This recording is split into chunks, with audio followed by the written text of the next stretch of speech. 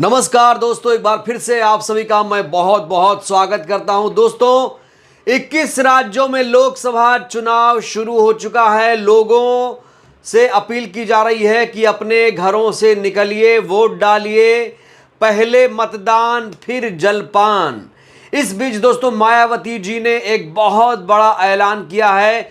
चुनाव से पहले मायावती जी ने देश के वोटरों से बहुत बड़ी अपील की है। साथ ही साथ चुनाव आयोग को भी मायावती जी ने इशारों इशारों में कान मरोड़ दिया है। क्या कहा है आपको बताऊंगा दोस्तों। और सहारनपुर के प्रत्याशी, कांग्रेस प्रत्याशी इमरान मसूद ने एक बड़ी टिप्पणी कर दी है मायावती जी को लेकर, और इसको लेकर बहुजन समाज में जबरदस्त नाराजगी है। तो दोस्तों आज की सबसे बड़ी खबर यही है कि 21 राज्यों में लोकसभा चुनाव के लिए वोटिंग शुरू हो चुकी है। दिलचस्प तस्वीरें सामने आ रही हैं। लोग अपने घरों से बाहर निकलने शुरू हो गए हैं। तो चलिए आपको दोस्तों बताते हैं कौन कौन से 21 राज्य हैं जहां पर वोटिंग शुरू हो गई है। तो उत्तर प्रदेश में 8 सीटों को लेकर मतदान शुरू हो चुका है। अरुणाचल प्रदेश की 2 सीटों पर मतदान शुरू हो चुका है। वहीं असम की 5 सीटें हैं, बिहार की 4 सीटें, छत्तीसगढ़ की 1 सीट, मध्य प्रदेश की 6 सीट, महाराष्ट्र की 5 सीटों पर वोटिंग शुरू हो चुकी है। और मणिपुर में 2 सीटों पर मतदान चल रहा है। मेघालय, मिजोरम, नागालैंड में भी चुनाव चल रहा है। राजस्थान की 12 सीटों को लेकर दोस्तों मतदान चल रहा है। तमिलनाडु में 39 सीटों को लेकर वोटिंग शुरू हो चुकी है, वोट डाले जा रहे हैं। वहीं उत्तराखंड की 5 सीटों को लेकर वोटिंग हो रही है। इसके अलावा मैं पश्चिम बंगाल की बात करूं तो पश्चिम बंगाल में 3 सीटों पर मतदान हो रहा है। जम्मू कश्मीर की 1 सीट है, यहां पर भी मतदान हो रहा है। तो तमिलनाडु से लेकर जम्मू कश्मीर, अरुणाचल से लेकर आप मध्य प्रदेश तक बात कर सकते हैं। गुजरात में वोटिंग नहीं हो रही है दोस्तों। गुजरात में कोई चुनाव पहले फेज में नहीं हो रहा है। और उत्तर प्रदेश की बात करूं जहां से दिल्ली का रास्ता तय होता है, उत्तर प्रदेश की 8 सीटों पर दोस्तों लोकतंत्र के महापर्व की शुरुआत हो चुकी है। वो कौन कौन सी सीटें हैं, 8 सीटें मैं आपको दोस्तों बताना चाहता हूं। जरूरी है कि आप जानें कि वो 8 सीटें कौन हैं। तो पहली सीट है सहारनपुर, जहां से बसपा के प्रत्याशी हैं माजिद अली। कैराना से बीजेपी के प्रत्याशी हैं लखनपाल गुर्जर। इमरान मसूद कांग्रेस के प्रत्याशी हैं। कैराना में चुनाव हो रहा है। पीलीभीत में चुनाव हो रहा है। रामपुर, मुजफ्फरनगर, नगीना, बिजनौर और मुरादाबाद, यहां पर दोस्तों वोटिंग जो है वो शुरू हो चुकी है।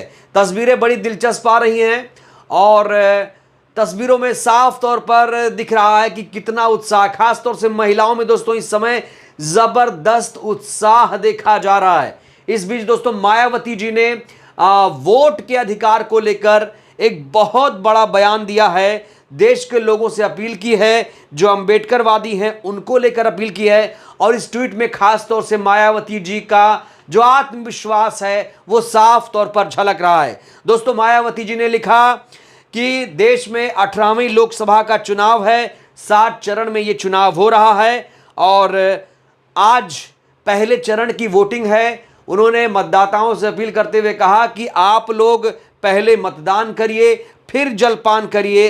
यही आपको संकल्प लेना है। वोट के बहुमूल्य ताकत को आपको समझना पड़ेगा। निर्भय होकर आप इस बार वोट दीजिए। गरीबों, मेहनतकशों, वंचितों की बहुजन हितैषी सरकार चुने, यही पुरजोर अपील। मायावती जी ने कहा है कि इस बार बहुजन हितैषी सरकार आपको चुनना है। पुरजोर तरीके से बसपा सुप्रीमो ने अपील कर दी है और कहा है कि बिना डरे आप वोट डालिए।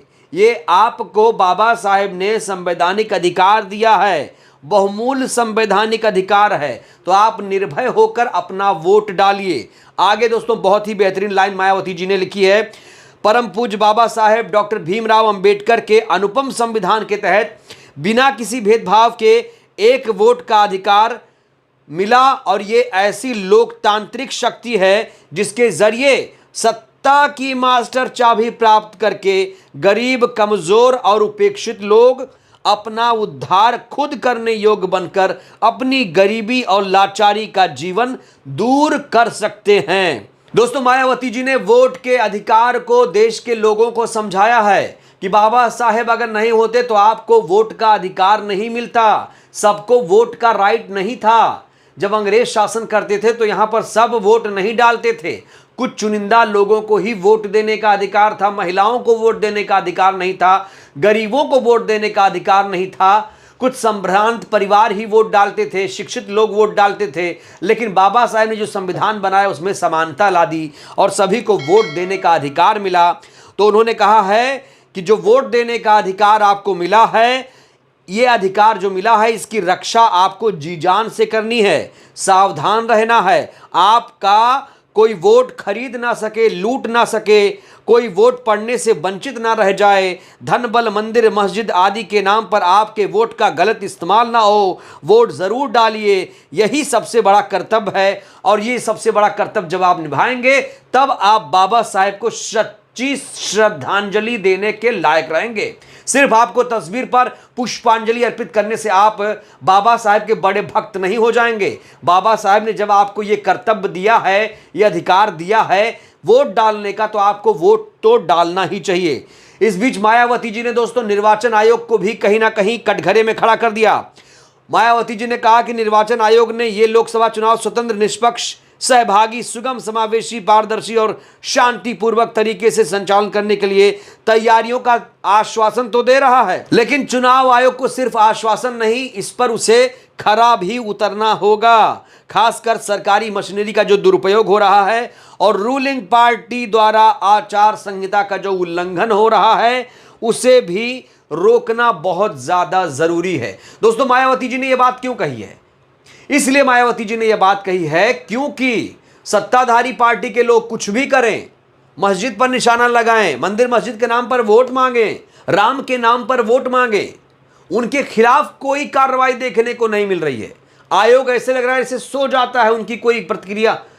आयोग पर आरोप लग रहा है कि आयोग सत्ताधारी पार्टी के साथ मिला हुआ है, सरकार से मिला हुआ है, इसलिए सत्ताधारी पार्टी के नेताओं के खिलाफ वो कार्रवाई करने से बच रहा है। ये आरोप विपक्षी नेताओं की तरफ से लगातार लगाए जा रहे हैं दोस्तों। और इस बार निर्वाचन आयोग को एक नजीर पेश करनी पड़ेगी, क्योंकि आदर्श आचार संहिता में सब बराबर हैं, हर पार्टी, हर नेता बराबर है, सबको एक दृष्टि से ही देखना पड़ेगा। आपको सिर्फ कहना नहीं पड़ेगा, आपको उसे इंप्लीमेंट करने की जरूरत है। तो दोस्तों, मायावती जी ने सबसे वोट के अधिकार की कीमत को समझने की अपील की है और कहा इस बार बहुजन हितैषी सरकार बनेगी, गरीबों की, मेहनतकशों की, वंचितों की, शोषितों की इस बार सरकार बनेगी। दोस्तों, मायावती जी पर बीजेपी का बी टीम का आरोप लग रहा है। यह तब है जब मायावती जी इस बार बीजेपी से 1-to-1 फाइट करती हुई नजर आ रही हैं। जी हां दोस्तों, लेकिन सहारनपुर के कांग्रेस उम्मीदवार इमरान मसूद ने मायावती जी को लेकर ऐसा बयान दिया जिसको लेकर बहुजन समाज में रोष है, आक्रोश है। दोस्तों, क्या वजह है कि मायावती जी को अक्सर बीजेपी का बी टीम कहा जाता है और यह आरोप लगातार लग रहा है, लेकिन जो पार्टी है बीएसपी, उसके नेता इसके खिलाफ कोई लीगल एक्शन नहीं ले रहे हैं। इसको लेकर भी सवाल खड़ा हो रहा है।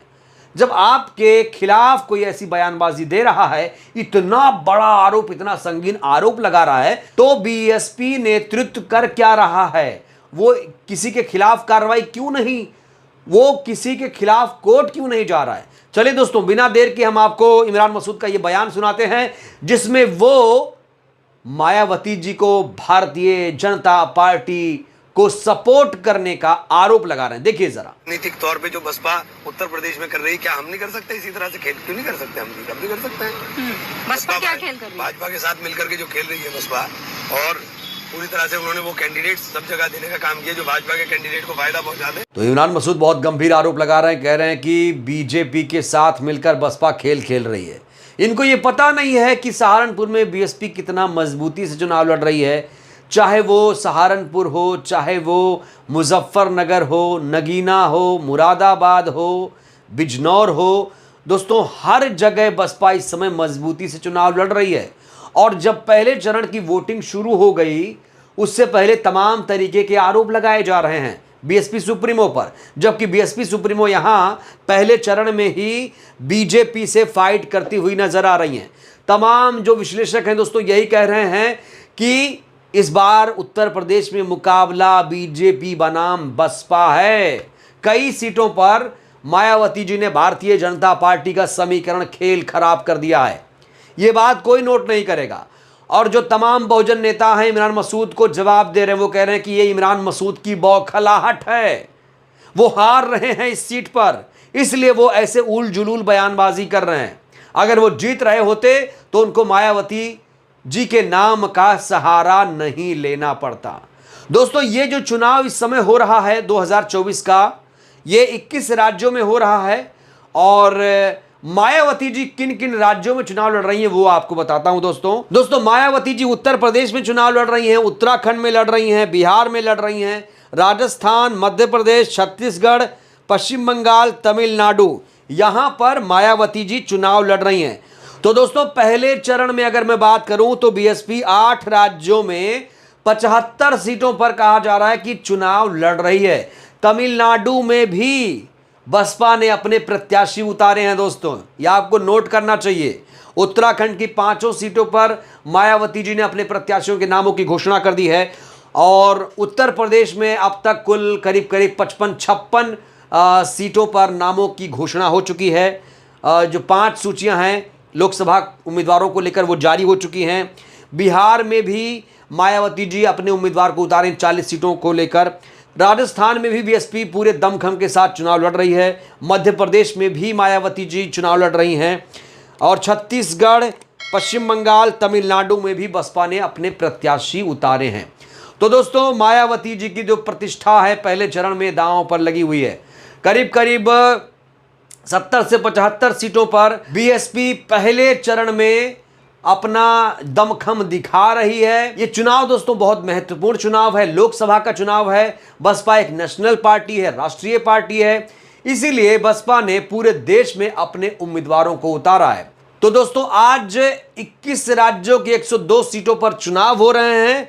तो वही बसपा 8 राज्यों में 70 से 75 सीटों पर अपनी किस्मत आजमा रही है। उत्तर प्रदेश में बसपा को काफी मजबूत माना जा रहा है, क्योंकि उत्तर प्रदेश ही प्रयोगशाला है, यहीं से ही दिल्ली का रास्ता तय होगा। दोस्तों, मायावती जी ने जिस तरीके से, जिस अंदाज में ट्वीट किया है, जिस तरीके से वोटरों को संबोधित किया है, उसे साफ तौर पर उनका कॉन्फिडेंस झलक रहा है।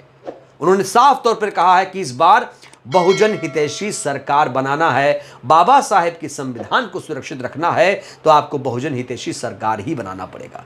बहरहाल दोस्तों, इस वीडियो में फिलहाल के लिए बस इतना ही। आपसे मेरा एक छोटा सा सवाल है, क्या आपने आज वोट डाला? आप ये वीडियो कहां से देख रहे हैं, अपनी प्रतिक्रिया दीजिए। बहुत बहुत धन्यवाद, शुक्रिया। जय भारत, जय संविधान।